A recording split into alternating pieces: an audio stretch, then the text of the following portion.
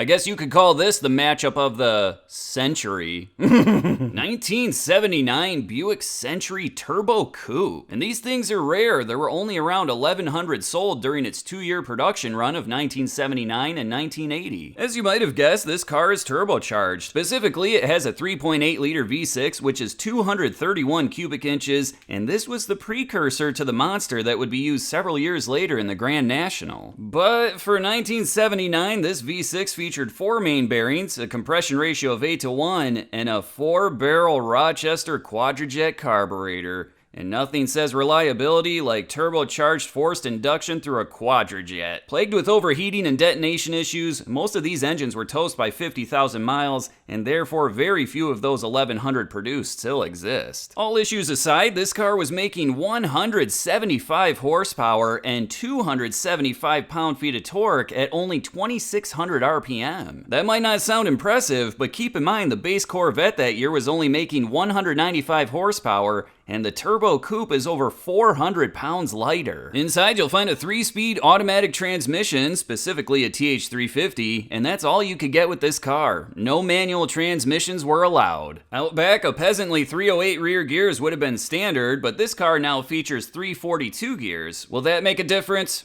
Probably not. Let's get back to the weight. This car, including the driver, is 3,485 pounds. And with that weight and 175 horsepower, is this thing gonna be absolute bottled lightning?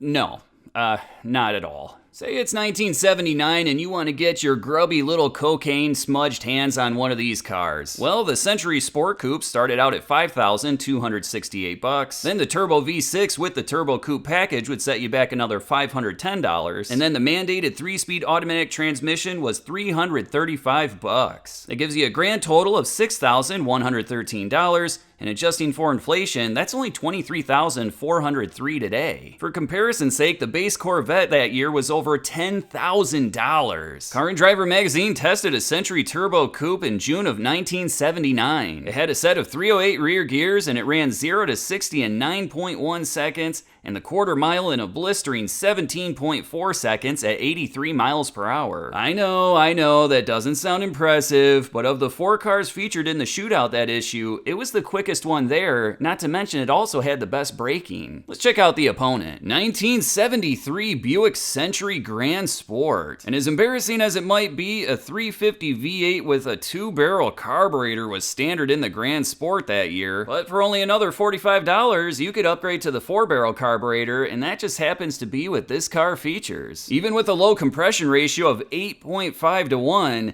this Gran Sport was still making some decent power. We're talking 195 horsepower at 4,000 RPM and 290 pound-feet of torque at only 2,800 RPM. Surprisingly, a Saginaw 3-speed manual transmission was standard in the Century Gran Sport, but this car features the optional 3-speed automatic transmission. And just like the Turbo Coupe, it's a TH350. And also just like the Turbo Coupe, 308 rear gears were standard, but luckily this car has been upgraded to a set of 273 gears. That's how it works, right? The lower the number, the lower the ET. So yeah, the math checks out. Unlike the Turbo Coupe, this car is one heavy turd. With driver, we're talking 4,200 pounds. If you wanted to live a life of luxury in a Century Gran Sport in 1973, you'd have to pay $3,057 for the base model, then another $173 for the Gran Sport package. The TH350 was $215, and then of course there was the extra $45 to get that 4-barrel carburetor. That gives you a grand total of $3,490, and adjusting for inflation, that's only $21,847 today. The 1973 Century Gran Sports are rare, though not quite as rare as the Turbo Coupe. There were only 4,930 produced with the 350 V8. How about we check out that Battle of the Century?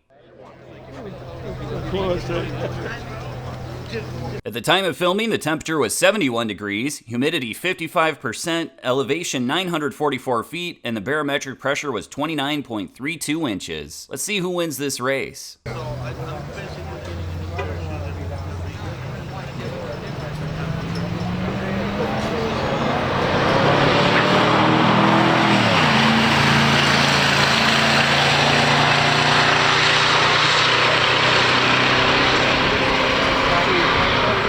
Whoever free in the right lane, 1642, 23 miles. The 1973 Buick Century takes home the win, running 16.42 seconds at 83.89 miles per hour. And in the other lane, the Turbo Coupe ran 17.41 seconds at 78.54 miles per hour. A huge thanks to both of the owners for bringing out these cars. It was absolutely awesome seeing them on the drag strip. I'll catch you guys at the next one.